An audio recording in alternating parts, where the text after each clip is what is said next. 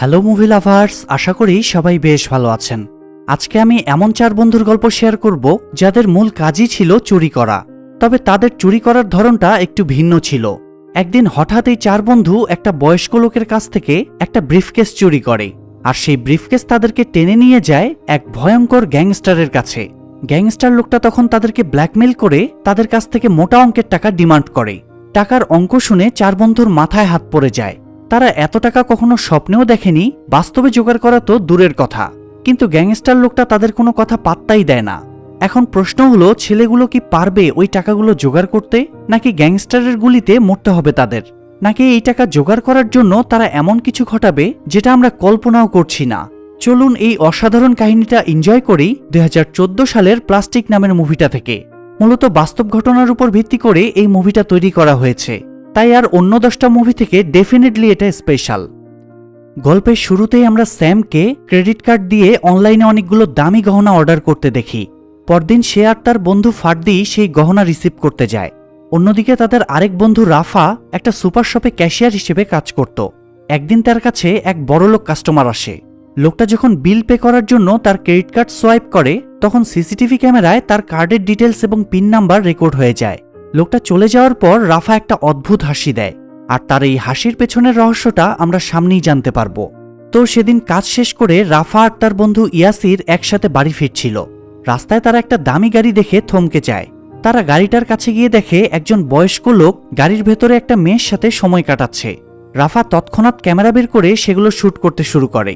এরপর তারা লোকটাকে ব্ল্যাকমেল করে তার কাছে থাকা সবকিছু কেড়ে নিয়ে সেখান থেকে পালিয়ে যায়। লোকটার কাছে একটা ব্রিফকেস ছিল, সেটার ভেতরে তারা একটা আইপ্যাড এবং $5000 ক্যাশ পায়। সেগুলো দেখে রাফারা ভীষণ খুশি হয়। রাফা ওই টাকাগুলো তার বাকি বন্ধুদের সাথেও ভাগাভাগি করে নিতে চাচ্ছিল। তখন ইয়াসির তাকে বোঝায় যে টাকাগুলো যদি শুধু তারা দুজনেই ভাগাভাগি করে নেয় তাহলে দুজনের ভাগে বেশি টাকা আসবে, কিন্তু রাফা এতে রাজি হয় না। এরপর তারা সোজা তাদের আস্তানায় চলে যায়। সেখানে গিয়ে তারা স্যাম আর ফার্দিকে তাদের চুরির ব্যাপারটা জানায়। মূলত এই 4 বন্ধু মিলে বিভিন্ন লোকদের কাছ থেকে কৌশলে তাদের ক্রেডিট কার্ড চুরি করত। এরপর সেই কার্ড থেকে দামি দামি জিনিসপত্র কেনাকাটা করে কার্ড খালি করে ফেলত। আর এটাই মূলত কারণ ছিল রাফার ওই অদ্ভুত হাসির। সে ইচ্ছা করেই দোকানের ক্যামেরাটা এমনভাবে সেট করেছিল যে কোনো কাস্টমার ক্রেডিট কার্ড সোয়াইপ করলে ওই ক্যামেরায় তার পিন নাম্বার রেকর্ড হয়ে যায়। আর এভাবে তাদের দিন বেশ ভালোই কাটছিল, কিন্তু তাদের আইডিয়াও ছিল না ভবিষ্যতে তাদের সাথে কি হতে চলেছে। তো সেই রাতে তারা 4 বন্ধু মিলে একটা পার্টিতে যায়। সেখানে ফ্রাঙ্কি নামের একটা সুন্দরী মেয়েকে দেখে 4 বন্ধু ক্রাশ খেয়ে যায়, কিন্তু মেয়েটা কাউকেই পাত্তা দিচ্ছিল না। তবে স্যাম গিয়ে তার সাথে বন্ধুত্ব করতে সফল হয়, কারণ মেয়েটা তারই ক্লাসমেট ছিল, যদিও তাদের মধ্যে আগে কখনো কথা হয়নি। তো সেখানে স্যাম কথায় কথায় জানতে পারে যে ফ্রাঙ্কি পড়াশোনার পাশাপাশি একটা ক্রেডিট কার্ড কোম্পানিতে চাকরি করে। তারা বেশ কিছুক্ষণ গল্প করার পর ফ্রাঙ্কি চলে যাওয়ার সময় স্যাম তার কাছে তার ফোন নাম্বারটা চায়। তখন ফ্রাঙ্কি ফোন নাম্বারের বদলে তাকে ইমেল আইডি দিয়ে চলে যায়। পরদিন স্যাম আর ফার্দি আরও কিছু পার্সেল আনতে বাইরে যায়। সেখান থেকে ফিরে তারা দেখে মার্সেল নামের এক গ্যাংস্টার রাফা আর ইয়াসিরকে বেঁধে রেখেছে। মূলত গাড়ির ভেতর সময় কাটানোর সময় যেই বৃদ্ধ লোকটাকে রাফা আর ইয়াসির ব্ল্যাকমেল করেছিল সে মূলত মার্সেলের অ্যাকাউন্টেন্ট ছিল। আর ওই ব্রিফকেসটাও ছিল মার্সেলের, যেটার ভেতর তার কিছু ইম্পর্টেন্ট ডকুমেন্ট ছিল। তাই সে এক রাতের মধ্যেই রাফাদেরকে খুঁজে তাদের আস্তানায় পৌঁছে গিয়েছে। কিন্তু প্রশ্ন হচ্ছে, মার্সেল তাদের আস্তানার খবর পেল কিভাবে? আসলে মার্সেল কারো উপরেই বিশ্বাস করত না, যে কারণে সে তার অ্যাকাউন্টেন্টের প্রত্যেকটা ডিভাইসে ট্র্যাকার এবং সিক্রেট ক্যামেরা লাগিয়ে রেখেছে। ওই ব্রিফকেসের ভেতরে থাকা আইপ্যাডেও ক্যামেরা লাগানো ছিল। ইয়াসিরের ওই আইপ্যাডটা এত পছন্দ হয়ে যায় যে সে সবসময় সেটা নিয়ে ঘুরত, আর সেখান থেকে ওই ক্যামেরার মাধ্যমে মার্সেল তাদের সব ডিটেলস জেনে গিয়েছে, তারা কি করে, কোথায় থাকে, সবকিছু। তো সে এবার স্যামদের হুমকি দেয় যে তার কথা মতো কাজ না করলে মার্সেল তাদের চুরির কথা পুলিশকে জানিয়ে দেবে, এবং শুধু এটাই না, তাদেরকে মেরেও ফেলবে। সেটা শুনে স্যামরা ভীষণ ভয় পেয়ে যায়। এরপর মার্সেল তাদেরকে একটা লম্বা লিস্ট ধরিয়ে দেয় আর জিনিসগুলো একদিনের মধ্যে তাকে জোগাড় করে দিতে বলে। স্যাম লিস্ট দেখে অবাক হয়ে যায়। এতগুলো কাজ একদিনের মধ্যে শেষ করা প্রায় অসম্ভব, কিন্তু জীবন বাঁচার খাতিরে তাদেরকে মার্সেলের কথা মেনে নিতে হয়। এরপর তারা 4 বন্ধু কাজে লেগে যায়। যদিও তারা কাজটা আগেও করেছে, তবে সেটা করেছে টাকার জন্য, আর এখন করছে প্রাণ বাঁচানোর জন্য। তারা চুরি করা ক্রেডিট কার্ডের মাধ্যমে জিনিসপত্র কিনে গাড়ি বোঝাই করে ফেলে। এরপর সন্ধ্যায় মার্সেল এসে গাড়ি ভর্তি মালামাল দেখে ভীষণ ইমপ্রেস হয়ে যায়, আর তাদেরকে জানায় যে তাদেরকে এভাবেই আরও $2 মিলিয়ন জিনিস কিনে তাকে দিতে হবে। মূলত মার্সেলের $2 মিলিয়ন ঋণ ছিল। আর সে স্যামদের মাধ্যমে সেই ঋণ পরিশোধ করতে চাচ্ছিল। স্যামদের আনা জিনিসগুলো বিক্রি করে সে অনেক টাকা পেয়ে যাবে, আর সেটা দিয়ে ঋণ পরিশোধ করতে পারবে। এই কাজের জন্য সে স্যামদেরকে মাত্র 2 সপ্তাহের সময় দেয়। সেটা শুনে স্যাম হতবাক হয়ে যায়। 2 সপ্তাহের মধ্যে $2 মিলিয়ন জোগাড় করা মোটেও সহজ কথা নয়। তবে মার্সেলের সম্পূর্ণ বিশ্বাস ছিল যে তারা কাজটা করতে পারবে, যে কারণে সে কোনো কথায় কান না দিয়ে সেখান থেকে বেরিয়ে যায়। এদিকে স্যামরা এটা ভাবতে বসে যে এত টাকা তারা কিভাবে জোগাড় করবে। এতদিন তারা যে ক্রেডিট কার্ডগুলো চুরি করেছে সেগুলোর টাকার লিমিট খুবই কম ছিল, যে কারণে তাদের রিস্কও কম হতো। কিন্তু বেশি ক্রেডিট লিমিটের কার্ড তো সচরাচর পাওয়া যায় না, আর পাওয়া গেলেও সেগুলোতে হাই সিকিউরিটি থাকে। সেগুলো তারা কিভাবে ম্যানেজ করবে? এমন সময় হঠাৎ তাদের মনে পড়ে ফ্রাঙ্কির কথা। ফ্রাঙ্কি যেহেতু ক্রেডিট কার্ড কোম্পানিতে চাকরি করত, তাই তারা ফ্রাঙ্কিকে টার্গেট করার সিদ্ধান্ত নেয়। ফ্রাঙ্কির মাধ্যমে তারা খুব সহজেই হাই লিমিটেড ক্রেডিট কার্ডের তথ্য বের করতে পারবে এবং সেগুলো চুরি করে বেশি টাকা জোগাড় করতে পারবে। তবে স্যাম এই বিষয়টাতে রাজি হচ্ছিল না, কারণ সে তো ফ্রাঙ্কিকে পছন্দ করত। তখন বাকিরা তাকে বুঝিয়ে শুনিয়ে রাজি করায়। এখন প্রশ্ন হচ্ছে, ফ্রাঙ্কি তাদের কেন সাহায্য করবে? সেই কারণটা খোঁজার জন্য ফার্দি তার ইমেল আইডি হ্যাক করে। সেখান থেকে তারা জানতে পারে যে ফ্রাঙ্কির বাবা অনেকদিন যাবৎ অসুস্থ, তিনি হসপিটালে ভর্তি। তার চিকিৎসার পেছনে প্রতিনিয়তই অনেক টাকা খরচ হচ্ছে, তাই ফ্রাঙ্কিকে পড়াশোনার পাশাপাশি চাকরি করতে হচ্ছে। আর এই তথ্যটুকুই তাকে ব্ল্যাকমেল করার জন্য যথেষ্ট ছিল। তাই সেই রাতেই স্যাম ফ্রাঙ্কির সাথে দেখা করতে চলে যায়। সে এমন একটা সময় বেছে নেয় যখন ফ্রাঙ্কি হসপিটাল থেকে বাড়ি ফেরে, যাতে সে বিষয়টাকে একটা কোইন্সিডেন্স প্রমাণ করতে পারে। সে ফ্রাঙ্কিকে বুঝিয়ে শুনিয়ে একটা বারে নিয়ে যায়। সেখানে কথায় কথায় স্যাম তাকে জানায় যে সে মানুষের ক্রেডিট কার্ড চুরি করে টাকা আয় করে। সেটা শুনে ফ্রাঙ্কি ভীষণ রেগে যায়। তখন স্যাম তাকে জানায় যে সে ইচ্ছাকৃত এসব করে না, তার অসুস্থ ভাইয়ের চিকিৎসার জন্য তাকে বাধ্য হয়ে কাজগুলো করতে হয়। এই কথা শুনে ফ্রাঙ্কি বেশ ইমোশনাল হয়ে পড়ে, কারণ তার বাবার কারণেও তো তাকে অনেক ঝামেলা পোহাতে হচ্ছে। স্যাম তখন সুযোগ বুঝে তাকে তাদের সাথে কাজ করার অফার দেয়, কিন্তু ফ্রাঙ্কি এতে রাজি হয় না। সে কোনোভাবেই তার কোম্পানিকে ধোঁকা দিতে চাচ্ছিল না। তবে স্যাম তাকে বুঝিয়ে শুনিয়ে শেষমেশ রাজি করিয়ে ফেলে। এরপর স্যাম তাকে তাদের আস্তানায় নিয়ে গিয়ে প্ল্যানিং শুরু করে। ফ্রাঙ্কি তাদের জানায় যে সে বাইরের দেশের ক্লায়েন্টের ডিটেলস জোগাড় করে দিতে পারবে, কারণ তার ক্লায়েন্টের সবাই আমেরিকার বাইরের, আর এতে তাদের কাজের রিস্কও অনেক কমে যাবে, যে কারণে সবাই ফ্রাঙ্কির কথায় রাজি হয়ে যায়। কিন্তু বাইরের লোকেদের কার্ড চুরি করা তো সহজ নয়, তাই তারা ডুপ্লিকেট কার্ড বানানোর সিদ্ধান্ত নেয়। তবে এখানে একটা রিস্কের বিষয় ছিল, সেটা হচ্ছে স্যামরা যখন ওই কার্ড দিয়ে শপিং করবে, সেই একই সময়ে যদি কার্ডের আসল মালিকও শপিং করতে যায়, তাহলে সিস্টেমে ডাবল ট্রানজ্যাকশন দেখা যাবে, আর এক্ষেত্রে তারা ধরা পড়ে যাবে। তাই এই সমস্যার সমাধানের জন্য তারা সিদ্ধান্ত নেয় যে তারা কার্ডের আসল মালিকের উপর প্রতিনিয়তই নজর রাখবে। সিন শিফট হয়ে দেখা যায় তারা সবাই ইউকে যাওয়ার উদ্দেশ্যে রওনা হয়েছে, কারণ ফ্রাঙ্কির বেশিরভাগ ক্লায়েন্ট ছিল ইউকের। ফ্রাঙ্কি তাদের মধ্য থেকে 5 জনের কার্ড জোগাড় করে এনেছিল। সবগুলো কার্ডের লিমিট মিলিয়ে মোট 3 মিলিয়নেরও বেশি ছিল। আর এই টাকাগুলো যদি তারা বের করে নিতে পারে, তাহলেই তাদের সব সমস্যার সমাধান হয়ে যাবে। সেই সাথে তারা নিজেরাও বাকি জীবন আরামায়েশে কাটাতে পারবে। তো প্রথমে তারা টার্গেট করে একজন ব্যাংকারকে, যার কার্ডের লিমিট $5 লাখ বেশি ছিল। ফার্দি খুব কৌশলে লোকটার কাছে গিয়ে তার কোটের ভেতর একটা ট্র্যাকার রেখে আসে। এরপর রাফা ওই ট্র্যাকারের মাধ্যমে লোকটাকে ফলো করতে শুরু করে, আর স্যাম ফার্দিকে নিয়ে চলে যায় শপিংয়ের জন্য। এরই মাঝে ইয়াসির এসে রাফাকে আবারও বোঝানোর চেষ্টা করে যে তাদের উচিত স্যাম এবং ফার্দির থেকে আলাদা হয়ে যাওয়া, কারণ এখন তাদের দলে লোক বাড়ছে আর তাদের শেয়ারও কমে যাচ্ছে। এতে তারা কখনোই তাদের টার্গেট অনুযায়ী টাকা আয় করতে পারবে না। কিন্তু রাফা এখানে তার কথায় পাত্তাই দেয় না। তবুও ইয়াসির তাকে ব্রেইন ওয়াশ করার চেষ্টা শুরু করে। সে বলে স্যামরা তাদের বন্ধু নয়, সুযোগ পেলে তারাও ধোঁকা দিতে পিছপা হবে না। সেটা শুনে রাফাও এবার একটু চিন্তায় পড়ে যায়। তবে সে ইয়াসিরের কথায় তখনও রাজি হয় না। তখন ইয়াসির হতাশ হয়ে বারান্দায় ফ্রাঙ্কির পাশে গিয়ে বসে। সে খুব ভালো করেই জানতো স্যাম ফ্রাঙ্কিকে পছন্দ করে, তবুও ইয়াসির তাকে পটানোর একটু চেষ্টা করে। সেটা দেখে ফ্রাঙ্কি রেগে সেখান থেকে উঠে চলে যায়। কে জানে, হয়তো সেও স্যামকে মনে মনে পছন্দ করত। এরই মাঝে স্যামরা হোটেলে ফিরে আসে। সেদিন তারা কার্ড ব্যবহার করে বেশ কিছু দামি গহনা কিনেছিল, যেটা চড়া দামে ব্ল্যাক মার্কেটে বিক্রি করা যাবে। কিন্তু এখনও তো তাদের অনেকগুলো টাকা জোগাড় করার বাকি। তাই রাফা তাদেরকে এমা গাবলাম নামের একটা বড় জুয়েলারি ব্র্যান্ডের ব্যাপারে জানায়। বিশ্বের নামকরা জুয়েলারি ব্র্যান্ডগুলোর মধ্যে সেটা একটা। তাদের কাছে এমন কিছু রেয়ার ডায়মন্ডের কালেকশন আছে যেগুলো অন্য কোথাও পাওয়া যাবে না, আর ওই ডায়মন্ডগুলো যদি তারা কোনোভাবে হাতিয়ে নিতে পারে তাহলেই কেল্লা ফতে। তবে এত বড় ব্র্যান্ডের সব থেকে দামি ডায়মন্ড তো নিশ্চয়ই সাধারণভাবে কেনা সম্ভব নয়। তাছাড়া তারা যে কার্ডগুলো জোগাড় করেছিল সেগুলো দিয়েও আজ পর্যন্ত এত বড় ট্রানজ্যাকশন করা হয়নি। তাই এখন যদি তারা কার্ডের মাধ্যমে ট্রানজ্যাকশন করতে যায় তাহলেই তো ধরা পড়ে যাবে। সে কারণে তারা নতুন প্ল্যান ভাবতে শুরু করে। তবে কারো মাথায় কোনো আইডিয়াই আসছিল না। তাই ইয়াসির রাফাকে নিয়ে ক্লাবে চলে যায় একটু রিল্যাক্স করার জন্য। তখন ফার্দিও তাদের সাথে যায়। সেখানে গিয়ে তারা অনেক আনন্দ ফুর্তি করতে শুরু করে। এদিকে স্যাম ফ্রাঙ্কির সাথে সময় কাটানোর সুযোগ পাওয়ায় ধীরে ধীরে তাদের সম্পর্কটা আরো গভীর হতে থাকে। আরেকদিকে রাফাদের কাছে থাকা সব টাকা তারা মদ খেয়ে উড়িয়ে দেয়, কিন্তু এতেও ইয়াসিরের মন ভরে না। সে আরো ড্রিঙ্ক কেনার জন্য ক্রেডিট কার্ড ব্যবহার করতে ওয়েটারকে দিয়ে দেয়। ফার্দি তখন তাকে বাধা দেওয়ার চেষ্টা করে, কিন্তু ইয়াসির তার কোনো কথাই শোনে না। কিছুক্ষণ পর ওয়েটার এসে তাকে জানায় কার্ডটা ব্লক হয়ে গিয়েছে, তাই ক্লাবের ম্যানেজার তার সাথে দেখা করতে চায়। এই কথা শুনে ফার্দি বুঝে যায় নিশ্চয়ই কোনো ঝামেলা হয়েছে, তাই তারা দ্রুত সেখান থেকে পালাতে শুরু করে। তখন ক্লাবের গার্ডরাও তাদেরকে ধাওয়া করে, তবে সৌভাগ্যবশত তারা গার্ডের হাত থেকে পালিয়ে হোটেলে ফিরতে সফল হয়। এরপর স্যাম তাদের কাণ্ড জেনে ভীষণ ক্ষেপে যায়, আর ঘটনাক্রমে তারা সেই কার্ডটাই নষ্ট করে ফেলেছিল যেটাতে সব থেকে বেশি ক্রেডিট ছিল। ওই একটা কার্ডেই ক্রেডিট ছিল $1.5 মিলিয়ন। স্যাম বারবার তাদেরকে সাবধান করে দিয়েছিল যে তারা যেন পার্সোনাল কাজে ওই কার্ডগুলো ব্যবহার না করে, কিন্তু ইয়াসির তার কথা না শুনে এই ঝামেলা বাঁধিয়েছে। এতে যে শুধু তারাই বিপদে পড়েছে ব্যাপারটা এমন নয়। যেহেতু ফ্রাঙ্কির কোম্পানি থেকে ওই কার্ডগুলো চুরি করা হয়েছে, তাই সবার আগে বিপদে পড়বে ওই মেয়েটা। তবে তার থেকেও বেশি চিন্তার বিষয় হচ্ছে তারা এখন মার্সেলের টাকাগুলো কিভাবে পরিশোধ করবে। এত কম সময়ের মধ্যে এতগুলো টাকা জোগাড় করা মোটেও সম্ভব ছিল না, তাই তারা মার্সেলের কাছ থেকে আরও সময় চাওয়ার সিদ্ধান্ত নেয়। সেই সাথে রাফা টাকা জোগাড়ের আরও একটা আইডিয়া বের করে। তারা এমা গ্যাবলামের ওই রেয়ার হীরাগুলো চুরি করার প্ল্যান করছিল।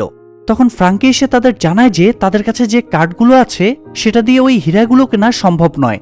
আসলে সে তো এটা জানতো না যে তাদের কাছে থাকা কার্ডগুলোর মধ্যে অলরেডি একটা নষ্ট হয়ে গিয়েছে। যাই হোক, রাফা সেটারও ব্যাকআপ প্ল্যান ভেবে রেখেছিল। সে সবাইকে জানায় যে হীরা কেনার জন্য ক্রেডিট কার্ডের কোনো প্রয়োজন পড়বে না, শুধুমাত্র একজন ব্যক্তিকে প্রয়োজন, আর সেটা হচ্ছে ব্রুনাইয়ের রাজকুমার প্রিন্স জাফরান। রাফা একটা ম্যাগাজিন থেকে জানতে পেরেছিল যে প্রিন্স জাফরান খুব দ্রুতই বিয়ে করতে চলেছে, আর তখনই তার মাথায় একটা যুগান্তকারী আইডিয়া আসে। সে আইডিয়াটা সবার সাথে শেয়ার করে।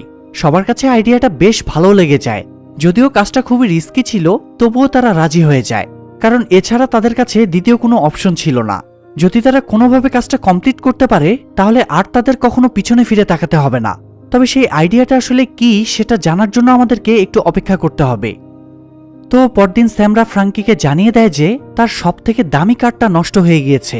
সেটা শুনে ফ্রাঙ্কি ভীষণ ক্ষেপে যায়। তার থেকেও বেশি ক্ষেপে যায় যখন সে স্যামদের নতুন প্ল্যানিং সম্পর্কে জানতে পারে। তারা চাচ্ছিল এই কাজে ফ্রাঙ্কিও তাদের সাহায্য করুক, কিন্তু ফ্রাঙ্কি কোনোভাবেই তাতে রাজি হয় না।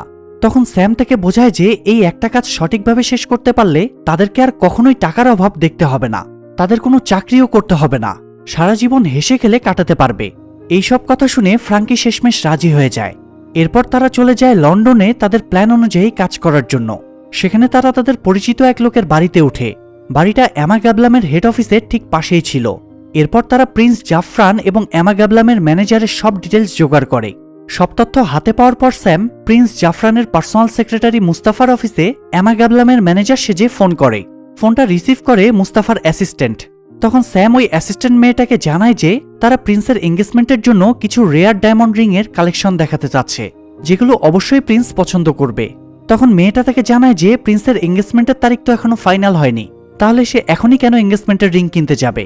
সেটা শুনে স্যাম একটু ঘাবড়ে গিয়ে সাথে সাথে ফোনটা কেটে দেয়, কারণ বেশি কথা বাড়ালেই তারা ধরা পড়ার চান্স ছিল। এরপর সে এমা গ্যাবলামের ম্যানেজারের কাছে প্রিন্সের অ্যাসিস্ট্যান্ট মুস্তাফা সেজে ফোন করে। সে ম্যানেজারকে জানায় যে প্রিন্স জাফরান তার এঙ্গেজমেন্টের জন্য এই কোম্পানি থেকে একটা এঙ্গেজমেন্ট রিং বুক করতে চায়, তবে তার আগে সে তাদের কালেকশনের ওই রেয়ার হীরাগুলো পার্সোনালি দেখে শুনে পছন্দ করতে চায়। ম্যানেজার তার সাথে কথা বলতে বলতেই ইন্টারনেটে সার্চ করে প্রিন্স জাফরানের সব ডিটেলস বের করে ফেলে। সেখানে উল্লেখ করা ছিল যে প্রিন্স খুব দ্রুতই বিয়ে করতে চলেছে, তাই ম্যানেজারের আর সন্দেহ হয় না, বরং আরও বেশি এক্সাইটেড হয়ে যায়। সে তৎক্ষণাৎ মুস্তাফা অর্থাৎ স্যামকে জানিয়ে দেয় যে সে প্রিন্সের বলা লোকেশনে গিয়ে তাকে ওই হীরাগুলো দেখিয়ে আনবে। সেটা শুনে স্যাম খুব খুশি হয়ে যায়, কারণ সবকিছু তাদের প্ল্যান অনুযায়ী চলছিল। তারা প্রিন্স সেজে ম্যানেজারের কাছ থেকে ওই ডায়মন্ডগুলো নিয়ে অন্য দেশে পালানোর প্ল্যানিং করছিল, কারণ সেখানে গিয়ে তারা নতুন পরিচয়ে বাঁচতে পারবে। আর সেই প্ল্যান অনুযায়ী তারা ম্যানেজারকে পটিয়েও ফেলে। কিন্তু এত বড় একটা ডিল ম্যানেজার পুরোপুরি কনফার্ম না হয়ে তো ফাইনাল করতে পারবে না, তাই সে সরাসরি মুস্তাফার অফিসে ফোন করে ব্যাপারটা শিওর হওয়ার জন্য। ঘটনাক্রমে সেই কলটাও রিসিভ করে স্যাম। তারা আগে থেকেই আন্দাজ করেছিল যে ম্যানেজার ডাবল চেক করার জন্য মুস্তাফার অফিসে ফোন করতে পারে, তাই ফার্দি আগেই মুস্তাফার অফিসের নাম্বারটা ডাইভার্ট করে স্যামের নাম্বারের সাথে কানেক্ট করে দিয়েছিল, যে কারণে ম্যানেজারের সন্দেহ করার আর কোনো জায়গা থাকে না। স্যাম তাকে জানায় যে সে প্রিন্সের শিডিউল চেক করে মিটিংয়ের সময় এবং লোকেশন জানিয়ে দেবে। সেটা শুনে ম্যানেজার খুশিতে নাচতে শুরু করে। সেটা দেখে স্যামরা বুঝে যায় তাদের মাস টোপ গিলে ফেলেছে। তাই এবার তারা প্ল্যানের সেকেন্ড পার্টের দিকে এগিয়ে যায়। যেহেতু এই কাজে প্রিন্সের নাম জড়িয়ে ছিল, তাই সবকিছু একটু রাজকীয়ভাবে করাটাও জরুরি। তাই তারা তাদের কাছে থাকা ওই ক্রেডিট কার্ডগুলো ব্যবহার করে একটা আলিশান প্রাইভেট জেট এবং কিছু দামি গাড়ি ভাড়া করে, সাথে এয়ার হোস্টেস হিসেবে কিছু মেয়েও ভাড়া করে। এরপর একটা বড় হোটেল রুম বুক করে, আর সবশেষে তারা সঠিক সময়ের জন্য অপেক্ষা করতে শুরু করে। এরই মাঝে স্যামের কাছে মার্সেলের ফোন আসে। সে স্যামকে আবারও টাকার বিষয়টা স্মরণ করিয়ে দেয়। তখন স্যাম তাকে জানায় যে তারা ওই টাকা জোগাড়ের চেষ্টাই করছে, তবে তার জন্য একটু বেশি সময় লাগতে পারে। কিন্তু মার্সেল তাকে এক্সট্রা সময় দিতে রাজি হয় না। সে স্যামকে হুমকি দেয় যে তার সময়ের কোনো রকম নড়চড় হলে স্যামের গার্লফ্রেন্ড, যে কিনা এখন সাগর পাড়ে ঘুরে বেড়াচ্ছে, তার সাথে বড় কোনো অঘটন ঘটে যাবে। স্যাম সেটা শুনে যখনই সাগরের দিকে তাকায়, তখন দেখতে পায় ফ্রাঙ্কির সাথে একটা লোক দাঁড়িয়ে কথা বলছে। তখন সে দৌড়ে চলে যায় ফ্রাঙ্কির কাছে, গিয়ে জানতে চায় লোকটাকে। তবে ফ্রাঙ্কিও তাকে চিনত না। এমন সময় লোকটা ফ্রাঙ্কির গলায় চাকু ধরে স্যামকে হুমকি দিতে শুরু করে যে মার্সেলের কথা মতো কাজ না হলে লোকটা ফ্রাঙ্কির বড় কোনো সর্বনাশ করে দেবে, এমনকি তাকে মেরেও ফেলতে পারে। সেটা শুনে স্যাম ভীষণ ঘাবড়ে যায়। সেই সাথে ফ্রাঙ্কিও খুব ভয় পেয়ে গিয়েছিল, কারণ সে তো মার্সেলের ব্যাপারে কিছু জানতই না। তাই লোকটা সেখান থেকে চলে যাওয়ার পর স্যাম তাকে সবকিছু বুঝিয়ে বলার চেষ্টা করে, কিন্তু ফ্রাঙ্কি তার কোনো কথা না শুনে রেগে সেখান থেকে চলে যায়। সে ভিতরে গিয়ে স্যামের বন্ধুদের কাছে মার্সেলের ব্যাপারে জানতে চায়। তার মুখে মার্সেল নামটা শুনে সবাই বেশ অবাক হয়। তখন ফ্রাঙ্কি সবাইকে জানায় যে স্যাম তাকে সবকিছু বলে দিয়েছে। তাই সে জানতে চায় মার্সেলকে, আর তার কাছে স্যাম এবং তার বন্ধুরা কত টাকা দেনা আছে। তখন বাধ্য হয়ে তারা ফ্রাঙ্কিকে সবকিছু খুলে বলে। তারা জানায় যে নিজেদের একটা ভুলের কারণে এখন তাদেরকে মার্সেলের জন্য $2 মিলিয়ন জোগাড় করতে হচ্ছে। তারা চাইলেও এসব থেকে বেরোতে পারবে না। এমন সময় স্যাম সেখানে চলে আসলে সবাই তাকে জিজ্ঞেস করে যে সে কেন ফ্রাঙ্কিকে সবকিছু বলে দিয়েছে। তখন স্যাম তাদেরকে সাগর পাড়ের ঘটনা খুলে বলে, আর এটাও জানায় যে সে ফ্রাঙ্কিকে কিছুই বলেনি, অর্থাৎ ফ্রাঙ্কি নিজেই স্যামের বন্ধুদের মুখ থেকে কথা বের করার জন্য মিথ্যা বলেছিল। তো এখন যেহেতু ফ্রাঙ্কি সত্যিটা জেনে গিয়েছে, তাই সে আর স্যামদের সাথে থাকতে চায় না, কারণ তার মনে সন্দেহ ছিল যে স্যাম তার কাছ থেকে হয়তো আরো কিছু লুকিয়েছে। এমন সময় ইয়াসির হঠাৎ বলে ওঠে স্যাম শুধুমাত্র তাকেই নয়, সেখানে থাকা সবাইকেই ফাঁসিয়েছে, আর ফ্রাঙ্কিকে শুধুমাত্র ব্যবহার করেছে টাকা জোগাড় করার জন্য। সে এটাও জানিয়ে দেয় যে স্যামের তো কোনো ভাইই নেই, আর অসুস্থ হওয়া তো পরের কথা। সে মূলত ফ্রাঙ্কির ইমেল আইডি হ্যাক করে তার বাবার ব্যাপারে জানতে পারে। তারপর সে নিজের ভাইয়ের নামে মিথ্যা গল্প সাজায়। কথাগুলো শুনে ফ্রাঙ্কি খুব কষ্ট পায়, কারণ সে স্যামকে মন থেকে ভালোবেসেছিল, তাকে বিশ্বাস করেছিল। কিন্তু স্যাম যে তাকে এভাবে ধোঁকা দিবে এটা সে মেনে নিতে পারছিল না। সে তৎক্ষণাৎ দৌড়ে চলে যায় তার রুমে। তখন স্যামও তার পিছন পিছন গিয়ে তাকে কনভিন্স করার চেষ্টা করে, কিন্তু লাভ হয় না। ফ্রাঙ্কি তার জিনিসপত্র গুছিয়ে বাড়িতে যাওয়ার জন্য রওনা হয়। স্যাম তাকে আটকানোর অনেক চেষ্টা করে, তার কাছে ক্ষমা চায়, কিন্তু ফ্রাঙ্কি কোনো বাধাই মানে না। সে কাঁদতে কাঁদতে সেখান থেকে বেরিয়ে যায়। তখন স্যাম রাগের মাথায় ইয়াসিরকে মারার জন্য চলে আসে, কিন্তু ইয়াসির ততক্ষণে রাফাকে নিয়ে বেরিয়ে গিয়েছিল। সে খুব ভালো করেই জানতো যে স্যামের হাতে পড়লে তার অবস্থা খারাপ হয়ে যাবে। তখন ফার্দি গিয়ে স্যামকে বুঝিয়ে শুনিয়ে শান্ত করে। এরপর তাকে বোঝায় যে বর্তমানে ফ্রাঙ্কির থেকেও বড় সমস্যা তাদের সামনে রয়েছে। এখন সব থেকে বড় চিন্তার ব্যাপার হচ্ছে মার্সেলকে সামলানো। সে স্যামকে প্রমিস করে তাদের এই কাজটা শেষ হয়ে গেলেই সে ইয়াসিরকে তাদের গ্রুপ থেকে বাদ দিয়ে দেবে, কিন্তু এই মুহূর্তে তাদেরকে একসাথে কাজ করতে হবে, না হলে তারা এই জঞ্জাল থেকে মুক্ত হতে পারবে না। সেটা শুনে স্যাম এবার শান্ত হয়ে কাজের দিকে মনোযোগ দেয়। তারা পরদিন এমআর ম্যানেজারকে ফোন করে জানায় যে তাকে প্রাইভেট জেটের মাধ্যমে লন্ডনে নিয়ে আসা হবে। সেখানেই প্রিন্স জাফরান হীরা পছন্দ করে ডিল ফাইনাল করবে। ম্যানেজার তখন খুশি মনে তার কথায় রাজি হয়ে যায়, তবে তাদেরকে জানিয়ে দেয় যে কোম্পানির নিয়ম অনুযায়ী তার সাথে তার টিমও যাবে। স্যাম তখন কোনো আপত্তি করে না। আর এখন মূলত শুরু হবে এই মুভির আসল খেলা। সিন শিফট হয়ে দেখা যায় পরদিন স্যামদের পাঠানো প্রাইভেট জেটে করে ম্যানেজার এবং তার টিম লন্ডনের উদ্দেশ্যে রওনা হয়। ওই টিমের মধ্যে ম্যানেজারের গার্লফ্রেন্ডও ছিল, সেও একই অফিসে চাকরি করত। তারা প্লেন দেখেই অনেক ইমপ্রেস হয়ে যায়। রাজকুমারের সাথে দেখা করার সুযোগ পাচ্ছে তারা, এটা নিয়ে তারা ভীষণ এক্সাইটেড ছিল। এদিকে স্যাম তাদেরকে ওয়েলকাম করার জন্য মুস্তাফার ছদ্মবেশ নিতে শুরু করেন। এরই মাঝে ম্যানেজাররা লন্ডনে পৌঁছে গেলে তাদেরকে রাজকীয় গাড়িতে করে হোটেলে নিয়ে যাওয়া হয়। তারা একটু রেস্ট করার কথা ভাবছিল। এমন সময় স্যাম তাকে ফোন করে জানায় যে প্রিন্স একটা জরুরি কাজে বাইরে চলে যাবে, তাই এখনই সে হীরাগুলো চেক করতে চাচ্ছে। তখন ম্যানেজার তার টিমকে নিয়ে পৌঁছে যায় মুস্তাফা অর্থাৎ স্যামের সাথে দেখা করতে। সেখানে ম্যানেজার তার পুরো টিমকে মুস্তাফার সাথে পরিচয় করিয়ে দেয়। এরপর স্যাম অর্থাৎ মুস্তাফা তাকে নিয়ে যায় প্রিন্সের সাথে দেখা করতে, তবে আসল প্রিন্স নয়, কিন্তু মূলত রাফাকে সাজানো হয়েছিল প্রিন্স জাফরান। সে হোটেলের সামনে একটা দামি গাড়িতে বসেছিল। ম্যানেজাররা সেখানে যাওয়ার পর প্রিন্স মুস্তাফাকে জানায় যে সে এখন অনেক বেশি ব্যস্ত, তাই তাকে গাড়িতে বসেই হীরা সিলেক্ট করতে হবে। সেটা শুনে ম্যানেজার কিছু না ভেবেই হীরার ব্রিফকেসটা তার হাতে তুলে দেয়। তার অ্যাসিস্ট্যান্ট তাকে বাধা দেওয়ার চেষ্টা করে, কিন্তু ম্যানেজার তার কথায় কোনো পাত্তাই দেয় না। ফাইনালি স্যামদের হাতে বিশ্বের সবচেয়ে দামি এবং রেয়ার হীরার কালেকশন চলে এসেছে, যার মার্কেট প্রাইস কমপক্ষে $20 মিলিয়ন। তো ম্যানেজারের কাছ থেকে হীরাগুলো নেওয়ার পর স্যাম খুব কৌশলে তাকে অন্য একটা গাড়িতে পাঠিয়ে দেয় এবং তার টিম মেম্বারদেরকে আলাদা একটা গাড়িতে করে নিয়ে প্রিন্সের পেছন পেছন রওনা হয়। কিছু দূর যাওয়ার পর হঠাৎ ট্রাফিক সিগন্যালের কারণে স্যামের গাড়িটা আগে চলে যায়, আর ম্যানেজারের গাড়িটা আটকে থাকে সিগন্যালে। ভয়ে তখন ম্যানেজারের শরীর থেকে আত্মা উড়ে যাওয়ার মতো অবস্থা। সে ভাবতে থাকে যে তাকে হয়তো ধোঁকা দেওয়া হচ্ছে, তাই সে ড্রাইভারকে গাড়ি থেকে নামিয়ে পাঠিয়ে দেয় ওই গাড়িগুলোকে ফলো করার জন্য। তারা দৌড়ে একটু এগিয়ে দেখে মুস্তাফা মানে স্যাম গাড়ি থামিয়ে তাদের জন্য অপেক্ষা করছে। সেটা জানার পর ম্যানেজারের আত্মাটা যেন শরীরে ফিরে আসে, কিন্তু এর কিছুক্ষণ পর স্যামরা গাড়ি ঘুরিয়ে অন্য রাস্তায় চলে যায়। সেটা দেখে ম্যানেজার একটু অবাক হয়, তবে প্রিন্সের গাড়িটা যেহেতু তার সামনেই ছিল তাই তারা সেটাকেই ফলো করতে থাকে। কিছু দূর যাওয়ার পর প্রিন্সের গাড়িটাও অন্য একটা রাস্তায় ঢুকিয়ে দেওয়া হয়। গাড়ির স্পিড এত বেশি ছিল যে ম্যানেজাররা কিছুই বুঝতে পারছিল না। তারা দ্রুত গাড়িটাকে ফলো করতে গিয়ে দেখে সেটা রাস্তার পাশে দাঁড়িয়ে আছে। ম্যানেজারের লোকেরা তখন বেরিয়ে গিয়ে গাড়িটা চেক করলে দেখতে পায় সেখানে কেউ নেই। ম্যানেজার তখন বুঝতে পারে তাকে আসলেই ধোঁকা দেওয়া হয়েছে। সে ভয়ে আর কষ্টে চিৎকার করে কাঁদতে শুরু করে। এরই মাঝে ইয়াসির হঠাৎ স্যামকে ফোন করে জানায় যে সে এবং রাফা একসাথেই আছে। স্যাম তার কথা শুনে একটু অবাক হয়, কারণ কিছুক্ষণ পরেই তো তারা সবাই একসাথে হতে পারবে, তাহলে এই ব্যাপারটা স্পেশালি বলার কি আছে। তখন ইয়াসির তাকে জানায় যে তাদের আর কখনোই দেখা হবে না, সে এবং রাফা ওই হীরার ব্রিফকেস নিয়ে পালাচ্ছে। এই কথা শুনে স্যামের মাথায় যেন আকাশ ভেঙে পড়ে। আসলে প্রথমবার যখন তারা ম্যানেজারের চোখের আড়ালে চলে যায় তখনই রাফার গাড়িটা তারা ইয়াসিরের গাড়ির সাথে পরিবর্তন করে দেয়।